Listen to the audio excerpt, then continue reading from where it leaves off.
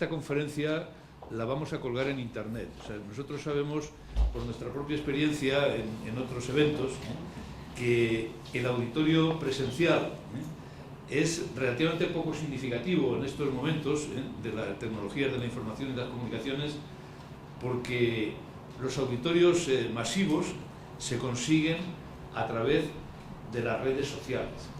Por eso nosotros, que bueno, estamos familiarizados con el mundo de Internet, porque yo dirijo una escuela de negocios que se llama CEPADE, que da formación online, pues conocemos algo de este tema, y bueno, lo venimos aplicando.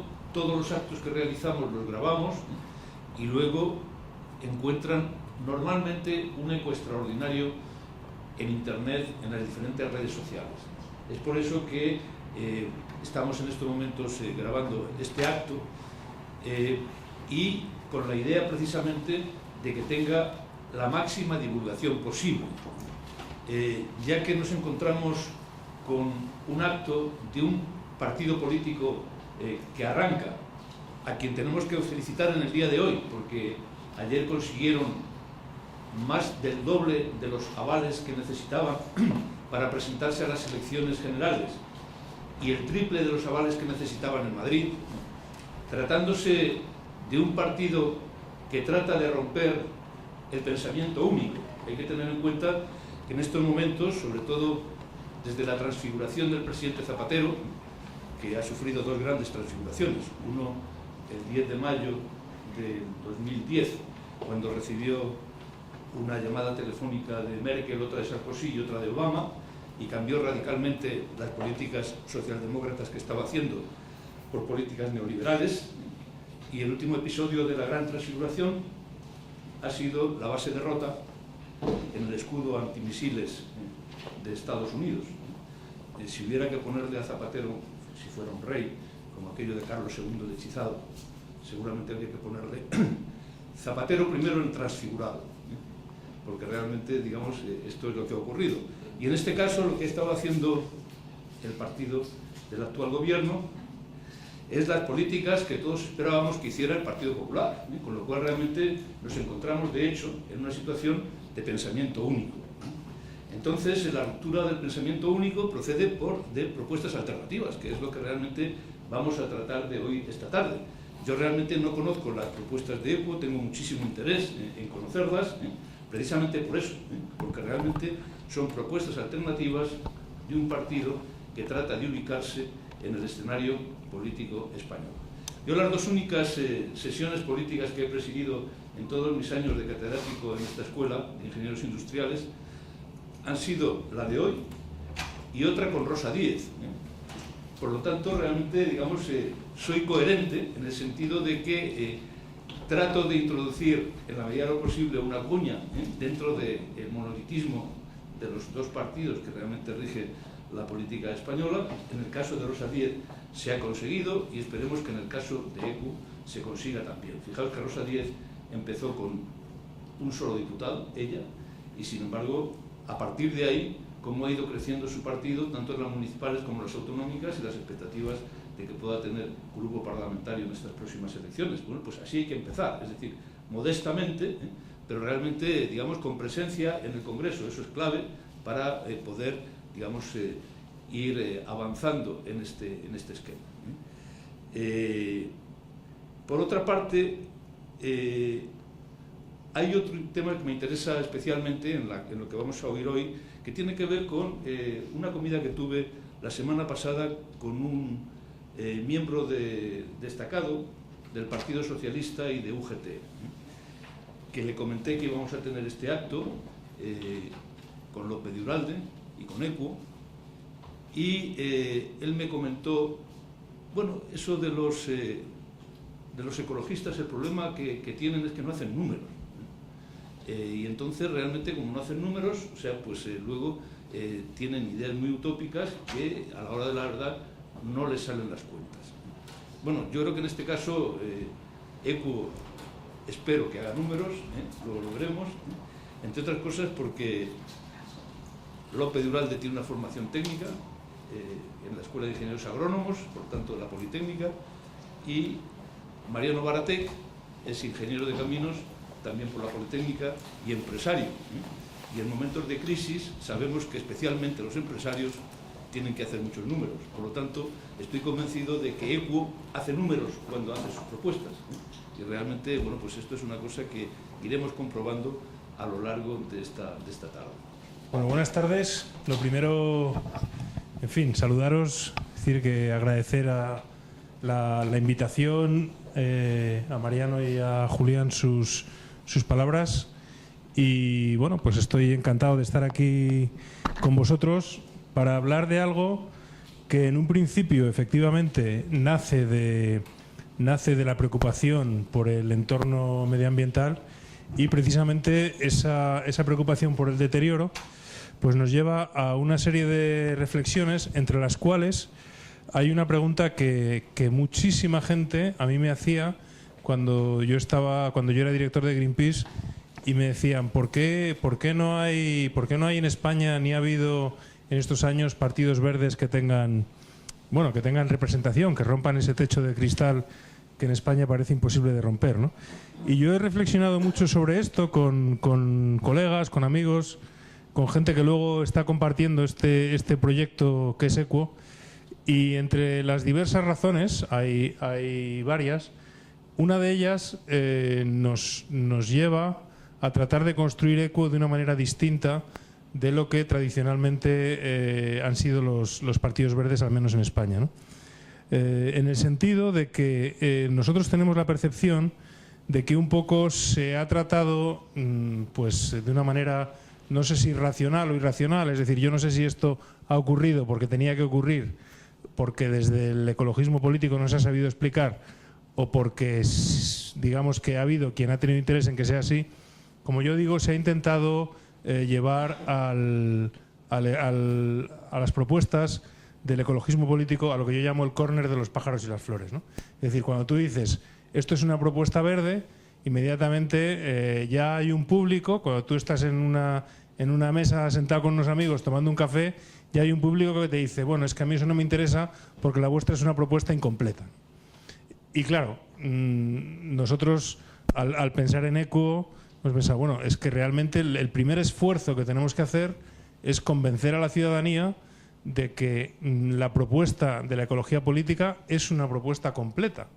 Es una propuesta completa porque realmente está en el origen de las tres crisis de las que nosotros hablamos, está este modelo, ¿no? A mí uno de los ideólogos más importantes que tenemos en España es el Roto. Y yo creo que el Roto, con sus ilustraciones, tiene cada cierto tiempo pues algunas en las que dan la clave, y esta es una de ellas, ¿no? Es decir, realmente el trasfondo del modelo en el que estamos instalados es un modelo fundamentalmente insostenible, y por lo tanto el problema de la crisis ecológica está en el modelo económico en el que estamos. Es decir, estamos en un modelo en el cual nosotros consumimos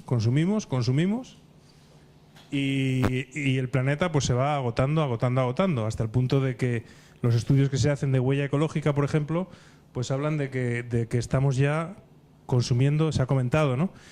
3 veces, si toda la humanidad consumiera lo que consume el español medio, pues estaríamos consumiendo 3 veces 3 planetas como la Tierra, ¿no? Y vamos agotando los recursos, ¿no? Por lo tanto, a la hora de plantear la solución o la salida a estas crisis, no hay planteamiento si no haces un planteamiento mirando al modelo y buscando cuáles son las salidas, ¿no? Claro, esto en los años, pues a principios, hace un siglo, cuando se hablaba de los problemas del capitalismo, pues hubo algunos que lo tuvieron muy claro, y durante este siglo pues lo han tenido muy claro. Decían, bueno, pues ya está, la solución es el comunismo, y con eso se avanzaba, digamos, los que luchaban contra el capitalismo se posicionaban ahí, decían y tenían muy claro que ese era el camino. Claro, ¿qué pasa? Que hoy, en pleno siglo XXI, en el año 2011, sabemos que eso tampoco es la solución. Es decir, que eso generó otros problemas, etcétera, y el problema es que no tenemos una alternativa que podamos decir, la alternativa es esta. las cosas no son tan claras. Vivimos en un escenario de muchas mayores incertidumbres, de muchas mayores dudas, ¿no?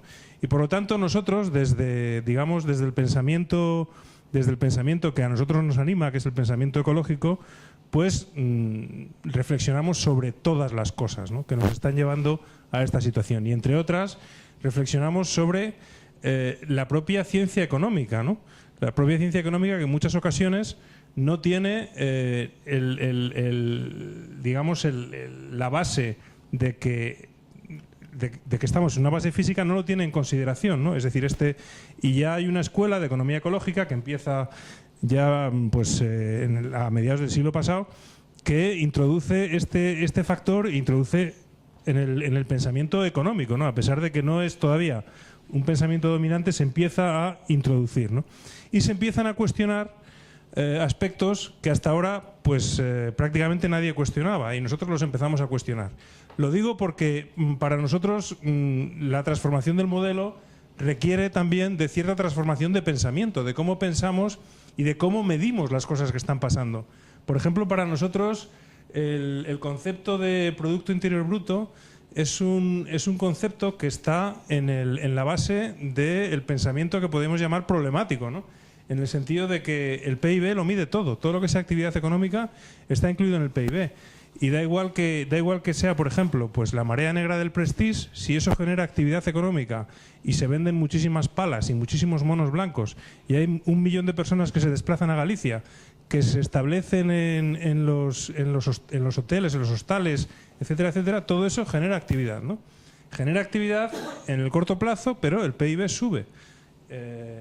Lo cual pues es una demostración de que esta medida pues a lo mejor no está midiendo lo que realmente nosotros queremos que se mida, ¿no? Porque a nosotros no nos da lo mismo que alguien lo ha descrito con una frase que yo os quiero proponer como reflexión, porque aunque es un poco exagerada, sí que demuestra un poco o pone de manifiesto un poco las carencias del PIB como concepto, ¿no? Es decir, un país que dedicara el 10% de su población a hacer agujeros y el otro 10% a taparlos tendría el mismo PIB que si se dedica a fomentar la sanidad, la educación o la cultura. Es decir, desde el punto de vista puramente pues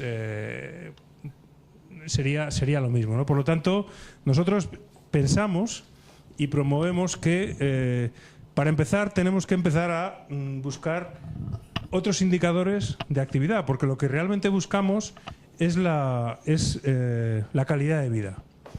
Y tenemos que empezar a desbloquear nuestra mente y no seguir pensando que la calidad de vida es igual al mayor consumo o al mayor consumismo, porque en muchos casos no es así.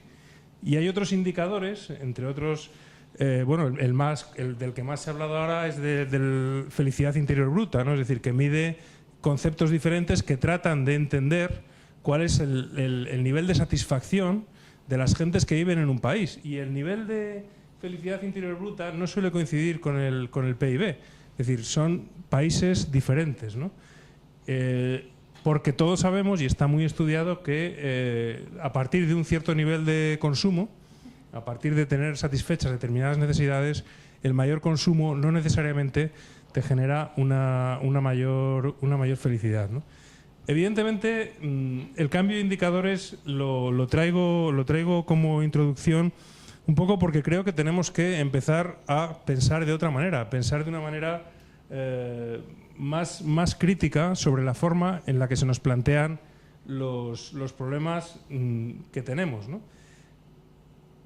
Más crítica en todos los sentidos, porque mucha gente nos dice, bueno, entonces vosotros estáis a favor del decrecimiento. Y nosotros decimos, bueno, ¿de qué estamos hablando cuando hablamos de decrecimiento? Porque decrecimiento es un concepto que en sí mismo puede querer decir muchas cosas. Es decir, habrá, desde nuestro punto de vista, factores sobre los cuales habrá que incidir para decrecer, sin que eso suponga una menor calidad de vida. Por ejemplo, el consumo energético. Es decir, seguramente, para que otros puedan tener un acceso a la energía, algunos tendremos que consumir menos energía. Eso no quiere decir que tengamos que dejar de tener los servicios que queremos tener, como puede ser iluminación, transporte o lo que sea, sino que podemos hacerlos seguramente de otra manera, de una manera más sostenible, ¿no? Entonces, este es el tipo de conceptos que tenemos que empezar a trasladar a la población, ¿no? Y para mostrarles hasta qué punto, y es difícil, y sabemos que es difícil, y sabemos que esta no es una propuesta, luego ya lo haremos de tal manera que sea entendible, pero al final lo que ha ocurrido es que cuando nos hemos puesto a elaborar un programa, resulta que, bueno, lo tenéis en nuestra página web, quien quiera hacerlo, resulta que el programa de Equo, veréis, para vuestra sorpresa y la nuestra, que es un programa fundamentalmente económico. Es decir, la mayor parte de las medidas que se proponen, que Equo propone, son medidas económicas, porque creemos que es la forma, esos cambios que nosotros proponemos, son la forma de ir avanzando hacia un modelo de sociedad que combata esos graves problemas de crisis económica y de crisis financiera y de crisis social y de crisis ambiental en la que estamos, ¿no? Decía Mariano, y tiene toda la razón, yo lo comparto absolutamente, el hecho de que realmente la crisis es regional. Es decir, cuando uno analiza, por ejemplo, los datos de emisiones de CO2, que bueno, nos dan mucha información, lo que nos indican es que el crecimiento, es decir, el crecimiento de emisiones y por lo tanto la actividad industrial no se ha reducido. No solo no se ha reducido, sino que está en aumento. En el año 2010, por ejemplo, las emisiones globales de CO2 aumentaron un 5%, lo cual quiere decir que realmente estamos en una crisis puramente en algunas regiones por un desplazamiento del capital. Es una crisis especulativa en la cual el capital encuentra un mayor rendimiento, un mayor beneficio en otras economías, en China, en Brasil, etcétera, y se va de Europa, allí donde encuentra mayor beneficio. Por lo tanto, se va de aquí a, bueno, y al mismo tiempo para presionar aquí, para forzar que se produzca una reducción de los derechos sociales que durante tanto tiempo y tantas luchas se ha costado conseguir, ¿no? Por lo tanto, nos encontramos en esa doble dicotomía de que el deterioro ambiental continúa, mientras que al mismo tiempo se presiona, se utiliza este movimiento del capital para reducir y eliminar derechos sociales, bueno, pues tan arduamente conseguidos, ¿no? Entonces, indudablemente, todo esto, desde nuestro punto de vista, necesita una respuesta. Necesita una respuesta amplia y necesita una respuesta que tenga en cuenta todos estos factores. Es decir, que no podemos eludir, no podemos... O sea, esto no se puede... Esto es, para mí, es un escándalo. Y es una de las cuestiones que a mí me ha llevado a hacer, junto con otra gente, lo que estamos haciendo, el que haya partidos políticos en España, probablemente uno que es probable que vaya a gobernar, bueno, es casi seguro que va a gobernar, cuyo líder manifiesta que su primo le dice que esto es mentira. Y esto, en otros países de nuestro entorno más inmediato, esto no ocurre. Es decir, los partidos con posibilidad de gobernar no cuestionan la realidad de lo que está ocurriendo en nuestro entorno, ¿no? Y sin embargo aquí se cuestiona. Yo creo que eso pues verdaderamente hace muy necesario que haya hace más necesario en España todavía que en otros países de nuestro entorno, o a lo mejor porque en otros países de nuestro entorno hay propuestas en el mundo político que hablan con seriedad de estas cuestiones, hacen que realmente necesario pues una propuesta como Equo, desde mi punto de vista, ¿no? Entonces nosotros cuando hablamos de economía verde y de empleos verdes, ¿de qué hablamos? Pues hablamos de cambiar nuestro modelo, en el caso español, hacia un modelo que tenga en consideración que hay sectores que están prácticamente, bueno, ahora los vamos a ver un poquito, en los cuales hay muchísima potencialidad para hacer dos cosas: impulsar el empleo e impulsar la salida de la crisis ecológica, ¿no? Y da la casualidad de que esos sectores, pues en este momento hay abundante, desde nuestro punto de vista, yacimiento de empleo. Lo veremos incluso la Oficina Económica del Gobierno cuantifica en 2,7 millones de empleos posibles que se pueden crear, ahora lo vamos a ver, en los sectores que se llaman los sectores de la economía verde o los sectores de empleos verdes. Bueno, a la hora de definir de qué hablamos cuando hablamos de estos sectores, pues hay diversas definiciones, pero fundamentalmente lo que unifica la definición es aquellos sectores que nos ayudan a descarbonizar la economía, ¿no? Es decir, fundamentalmente a reducir nuestra dependencia de los de los combustibles fósiles y a minimizar o evitar la contaminación y la destrucción de la biodiversidad, ¿no? Vemos que si en el año 2009 había 531.000 trabajadores, como digo, las expectativas pues son muy importantes, ¿no? ¿Y de qué sectores hablamos? Pues voy a hablar primero un poco a repasarlos, y luego lo que quiero hacer y en lo que me quiero centrar, si me da tiempo, es en poner algunos ejemplos concretos también, ¿no? De lo que estamos hablando pues son propuestas reales, son propuestas que pueden llevarse adelante y que realmente tienen efectos reales sobre el medio ambiente y sobre el empleo, ¿no? Un poco para dar una idea de lo que estamos hablando, ¿no? Bueno, entre esos sectores, en España hemos tenido una economía que fundamentalmente ha estado basada en el sector de la construcción y, durante muchos años prácticamente solo desde el ecologismo se cuestionaba lo que estaba ocurriendo, pues en nuestro litoral, toda esa construcción masiva, pues ha contado un poco con el beneplácito de todos los grandes poderes económicos, políticos, etcétera. Nadie lo cuestionaba. Cuando nosotros cada año cuestionábamos con un informe lo que se estaba haciendo en la costa, pues se decía, ahora no toca, decían, ahora no toca porque, claro, ahora las cosas van muy bien y venís vosotros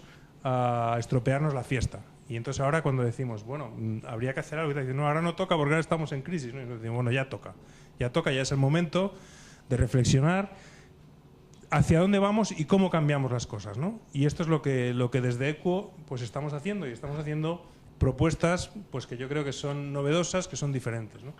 Hablamos en el caso de la construcción, pues en vez de nueva construcción, de la reconversión de los edificios desde el punto de vista energético. Hay un enorme potencial.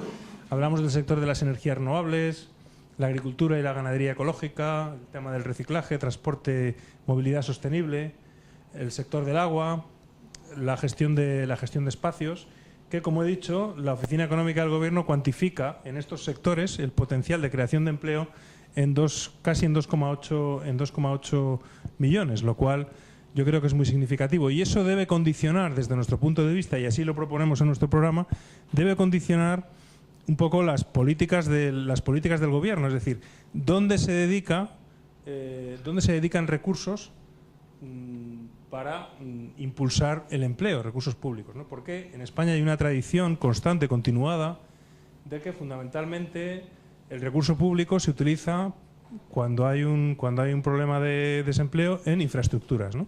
Entonces tenemos, como decimos nosotros, los mejores aves sin pasajeros, los mejores aeropuertos sin aviones y muchas autopistas sin coches, ¿no? Y eso creemos que no debe continuar. Es decir, creemos que el gasto en infraestructuras, por gastar en infraestructuras, no es una alternativa que por sí misma debamos continuar, porque es una inercia que nos lleva pues un poco al absurdo. Y en cambio, en todos estos sectores pues hay mucho que se puede hacer y en lo que se puede impulsar, ¿no?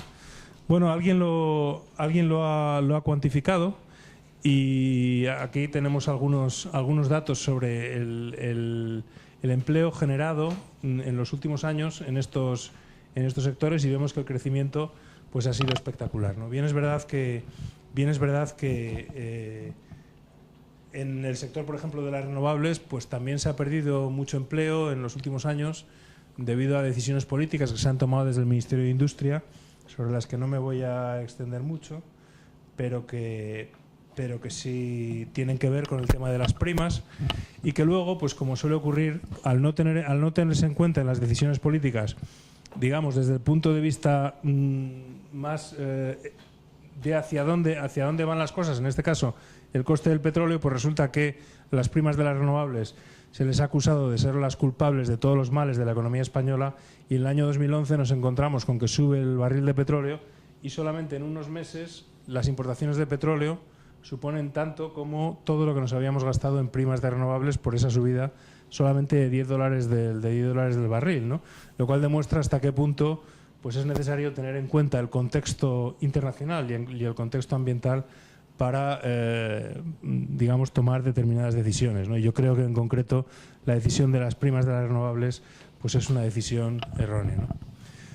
Que hay muchas cosas que se pueden hacer, que realmente cuando hablamos, sobre todo, que cuando hablamos de sostenibilidad, cuando hablamos de economía sostenible, estamos hablando de cosas reales, de actividades reales en el territorio que se pueden hacer, que simplemente requieren tratar nuestro entorno con un poquito más de... darnos cuenta de que lo que tenemos alrededor nuestro no es nuestro, sino que es de los que vienen detrás nuestro, y por eso pues, es algo que tenemos que tener en consideración en nuestras actividades, ¿no? Y que se pueden hacer las cosas de otra manera, y que se pueden dar soluciones a la crisis, y que se pueden generar muchísimos empleos nuevos, impulsando este tipo de actividades, este tipo de proyectos, y que para hacer esto pues nosotros creemos que es necesario que alguien lo promueva, que alguien lo proponga, que alguien esté en las instituciones diciendo hay otras formas de hacer las cosas, hay otros problemas que son reales y por lo tanto introduzcámoslos en el debate, ¿no? Y esto no es un tema estos no son temas, digamos, puramente anecdóticos, sino que esto es la realidad del futuro para nosotros y para nuestros hijos, ¿no? Y por eso Equo, y ahora pues si queréis debatimos lo que queráis y nada, muchas gracias por darme esta oportunidad. Bueno, pues vamos a tratar de cumplir en la medida de lo posible el horario, y bueno, como yo soy el presidente me voy a permitir hacer las últimas preguntas. Hay una cuestión que bueno, me interesa suscitar aquí, que es precisamente algo que no ha surgido en la conferencia, pero que sin embargo sí tiene que ver con el Partido Verde alemán y el Partido Verde francés.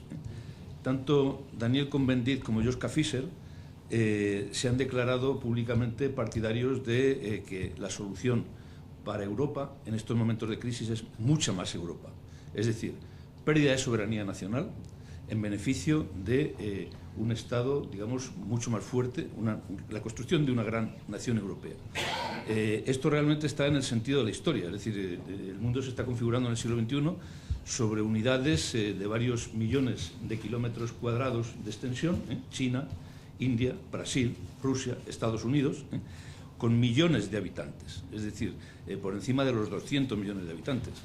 Entonces, el ir a micronaciones, como por ejemplo lo que se pretende, la Padania, Escocia, Cataluña, País Vasco, realmente, de hecho, esta fragmentación de los separatismos y seccionismos es absolutamente reaccionaria.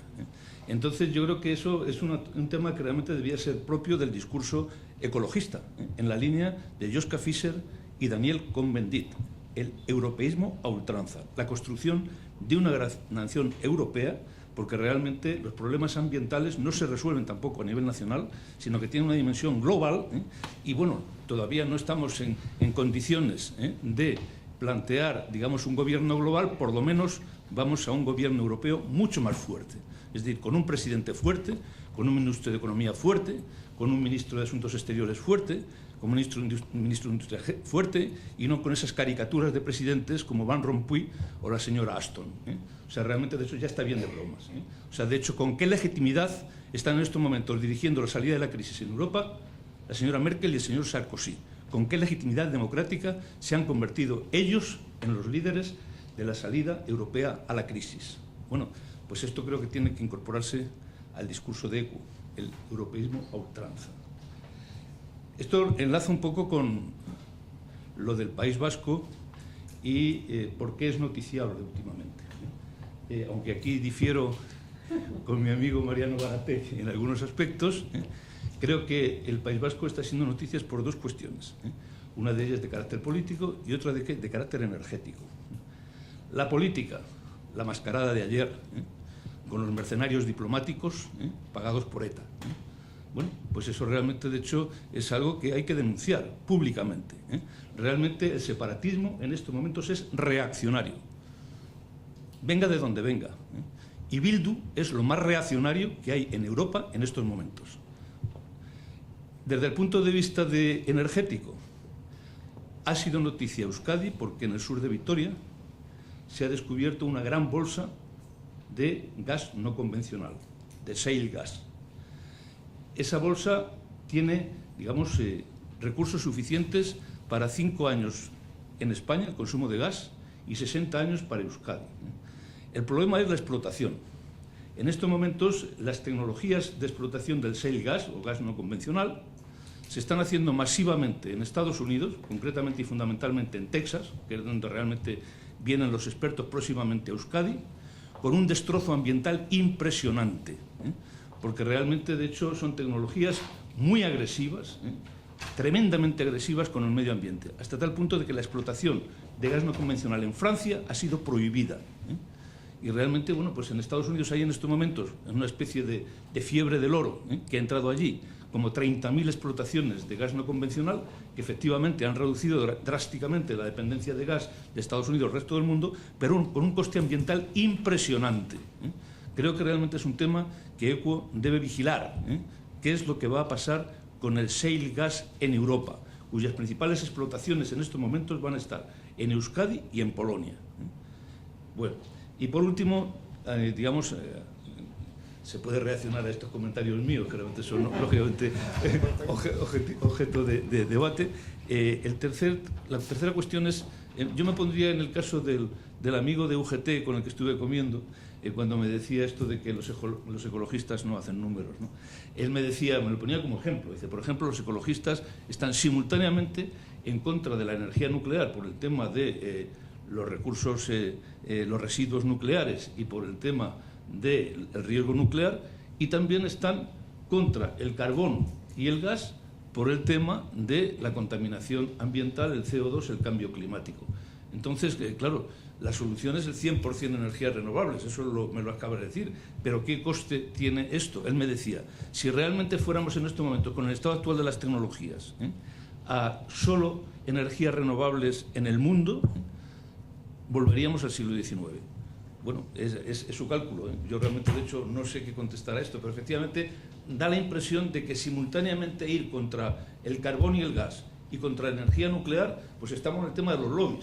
O sea, realmente, de hecho, hay un lobby nuclear, pronuclear potentísimo, que enfatiza el tema de que la energía nuclear no contamina con CO2 y, por lo tanto, digamos, no contribuye negativamente al cambio climático, y está la otra energía, digamos, de carbón y gas, nada menos que con China al frente, o sea, que realmente es el mayor productor de energía térmica del mundo, que realmente, bueno, pues a contaminar todo lo que sea y, bueno, pues de alguna forma se convierte en antinuclear. Bueno, pues es un poco el tema. ¿Cómo, digamos, resolvemos esta contradicción de que simultáneamente no se puede ir contra todo tipo de energía de forma razonable en estos momentos, porque, digamos, el 100% de energía limpia en el mundo a corto plazo es prácticamente impensable? Bueno, es una reflexión y estoy abierto. Bueno, muy bien. Yo te dejo. No. Otro debate, hay que volver No, pero como concluimos, yo recojo un par de cosas de Julián. O sea, yo creo que hay un tema que ha salido bastante aquí, además habéis planteado, ¿no? El modelo que tiene EQUO. Y Juan se ha planteado el modelo que tiene EQUO, habéis hablado de estrategia. Yo en mi empresa me dedico a estrategia, intento pensar cómo es el futuro de la formación y la tecnología a 5 años vista, con el social learning, redes sociales, metido en formación. Es decir, yo creo que a mí lo que más me apasiona de EQUO precisamente es eso, es que hay un modelo de sociedad dentro de 20 años. Vamos a ver, cuando en Dinamarca, cuando los alemanes, cuando está hablando de 100% renovables en 2030, hablan de 100% renovables en 2030, no en 2012, ¿vale? Es decir, yo creo que hay todo un modelo de sociedad y un modelo de pensamiento de muchísima gente que está trabajando en esto, y además es posible, entre otras cosas, porque no hay otra posibilidad. Es decir, ahora mismo el nivel de contaminación que tenemos, el nivel de calentamiento global, el nivel de uso del petróleo que se va a acabar, es decir, el modelo de sociedad está agotado. O sea, es un modelo de sociedad industrial que tenemos que cambiar rápidamente. Es decir, el que tecnológicamente es posible o no, vamos a ver, es que recordemos todos cómo eran los ordenadores hace 20 años. ¿Alguien se acuerda? Algunos trabajábamos, ¿no? Sí, yo hace 30 años me acuerdo con las fichas todavía, y eso fue el año 85. Es decir, duplicamos o triplicamos la capacidad de las memorias, la velocidad de los ordenadores, de los teléfonos móviles cada año. Es decir, una apuesta de verdad por las energías alternativas. ¿Alguien duda que en 20 años no tenemos energía solar y energía eólica y biomasa y energía de cualquier tipo para todos? ¿Alguien lo duda? Es decir, si solo, o sea, el gran cambio en la energía eólica, que el año pasado fue el 20 y tantos % en España, el 20 y tantos % de energía eólica, más rentable que otras fuentes de energía, eso se ha producido en 10 años. Y sin invertir demasiado en energía eólica. O sea, la gran apuesta que hay que hacer por el cambio de modelo energético, de modelo de transporte, de modelo de sociedad. O sea, ¿alguien duda que el coche eléctrico, si nos ponemos, decimos, el 2025 se prohíben coches de diésel o coches de gasolina, no nos ponemos como está la industria, metemos otra quinta velocidad con ayudas públicas, toda la sociedad en eso, y acabamos con la contaminación en todas las grandes ciudades? Dejamos de tragar toda esta porquería que tenemos en Madrid todos estos días. Es decir, yo creo que hay todo un reto. Lo que pasa es que hay que alinear los intereses de las grandes empresas, de los grandes gobiernos, de los grandes estados, de los ciudadanos, de decir, vamos a salvar el planeta, vamos a crear otro modelo de sociedad, vamos a hacer esa revolución industrial, esa tercera revolución industrial que hay que hacer en estas décadas, y además vamos a abordar todo el problema de igualdad y todo el problema que hay ahora mismo en el tercer mundo, empezando por África, ¿no? Es decir, todos esos, los dos grandes retos que tiene el planeta son esos, ¿no? Es decir, cuando ECUO tiene una sociedad distinta, los verdes tienen una sociedad distinta, es que tenemos un modelo totalmente distinto. Es que hay dos prioridades enormes, que son la pobreza en el mundo y el problema del cambio climático y de llegar a una sociedad sostenible. Y además tenemos otra forma radicalmente distinta del resto, que es la participación democrática. Yo creo que venimos de los ismos, socialismos y comunismos, donde la participación democrática para nada ha sido el eje del cambio. Es decir, ahora está en una sociedad tremendamente desarrollada, tremendamente avanzada, donde en España, en Madrid, el 40% casi de la gente es titular superior y donde la gente quiere participar, como lo estamos viendo. Y esto hay que construirlo entre todos, y es un proceso a construir entre todos, entre mucha gente que tiene mucha capacidad de construirlo. No es entre cuatro listos del mundo de la empresa o en el mundo de los partidos políticos que nos van a cambiar y nos van a salvar. Aquí no hay salvadores, aquí hay que cambiar todos y trabajar por un cambio de modelo. Y en este sentido yo creo que estamos en un proyecto radicalmente distinto en España y radicalmente distinto en el contexto europeo y mundial, ¿no? Entonces, bueno, invitarse a conocer un poquito más ECUO, que yo creo que es un proyecto en construcción, llevamos muy poquito tiempo trabajando, pero es un proyecto que entre todos, porque se construye entre todos cada día, yo creo que podemos avanzar muchísimo y darle un vuelco al panorama político de este país, que no serán estas primeras elecciones, aunque daremos nuestro pasito, pero va a ser un cambio a medio plazo muy necesario. Cierra con el tema de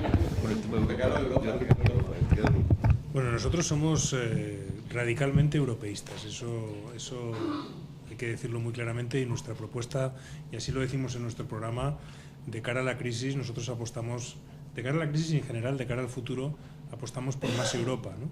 Y apostamos por medidas concretas como los eurobonos, como una agencia de calificación europea, como, es decir, hay un montón de propuestas europeístas en nuestro, y a nosotros lo que nos atrae, lo que nos atrae o lo que hace ECUO especialmente atractivo es que somos parte de un proyecto europeo de los verdes europeos, ¿no?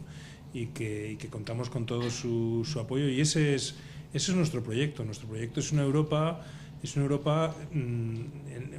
distinta, una Europa más unida, una Europa más ecológica, más social, y en definitiva una Europa mucho más fuerte, y que recupere, que Europa vuelva a ser un actor clave como lo fue, y yo creo que en la última década ha perdido su protagonismo en el mundo, y creo que nuestro objetivo desde luego es, a través de estas transformaciones sociales y ecológicas, que Europa vuelva a ser un actor clave en el mundo, ¿no? Nada más. Muchas gracias. Muy bien, pues muchas gracias a todos.